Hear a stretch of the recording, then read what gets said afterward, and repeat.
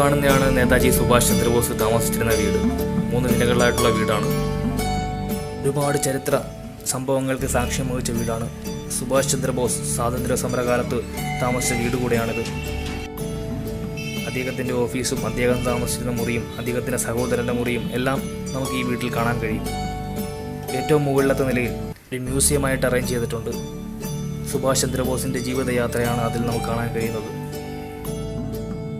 ഈ കാർ എന്ന് പറയുന്നത് നേതാജി സുഭാഷ് ചന്ദ്രബോസ് ഉപയോഗിച്ചിരുന്ന കാറാണ്. എല്ലാ പദവികൾ വഹിച്ച സമയത്തും നേതാജി താമസിച്ചിരുന്നത് ഈ വീട്ടിലാണ്. ഇവിടെ തന്നെയായിരുന്നു നേതാജിയുടെ ഓഫീസും പ്രവർത്തിച്ചിരുന്നത്. അങ്ങനെ നമ്മൾ ചരിത്രം ഉറങ്ങുന്ന ഒരു വീട്ടിലാണ് നമ്മളിപ്പോൾ നിൽക്കുന്നത്.